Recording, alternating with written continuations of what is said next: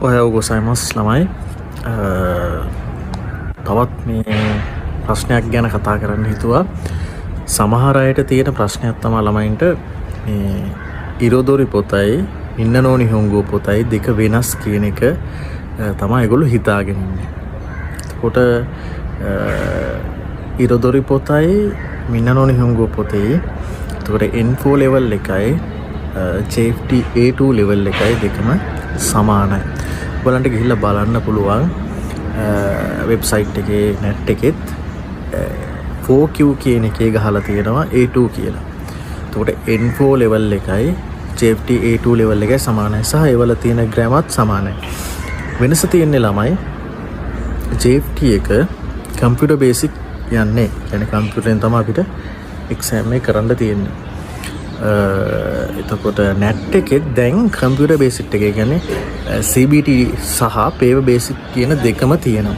ඕනනම් ගිහිල්ලා ඔයගොල්ලන්ට වෙබ්සයිට් එකේ බලන්න පුළුවන්. එතකොට ඉරොදොරි පොත වේවා මින්නනෝ නිහොංගෝ පොත වේවා දෙක කරන්නේ සමානයි. ගැටලුවක් නැහැ. ඔයගොල්ලන්ට ඉරොදොරි පොත නම් free ගන්න පුළුවන්. ඒකත් එක්ක summary grammar එක තියෙනවා බලා ගන්න පුළුවන් ඉන්ටර්නෙට් එකෙන් අරගෙන. ඒකේ summary grammar එකේ තියෙන නිපාත ටික grammar එක ඒ හැම දෙයක්ම මින්නනෝ නිහොංගෝ එකත් එක්ක කරන N4 එකත් එක්ක සමානයි. තව මින්නනෝ නිහොංගෝ පොත විතරක් නෙමෙයි ළමයි මරුගොතෝ නිහොංගෝ කියලා ඒ වගේ තවත් පොත් තියෙනවා වුණා ජපන් භාෂාව හදාරන අයට.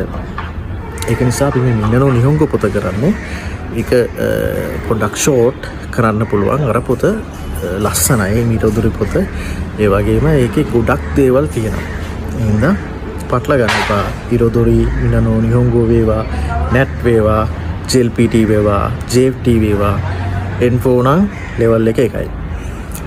N5 නම් ඒත් level එක එකයි. ඒක නිසා ඒ හැම එකම තියෙන ජපන් එකයි. හරි මොකටද? අරිගතෝ ගොසයිමස්.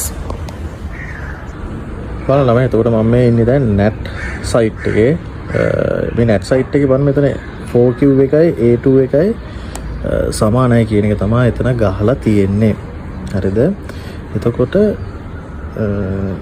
ඊළඟට අපි net එක apply කරන්න ගියාම මෙතන paper based test එකයි computer based test එකයි දෙකම දැන් තියෙනවා. computer based එක නම් ඉස්සරහට active වෙයි.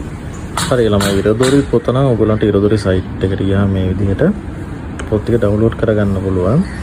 හැබැයි ඉරොදොරි එකේ මේ තියෙන අර action ගතිය සහ ඒක මේ listening වලට ගොඩාක් දීලා තියෙනවා කරන්න.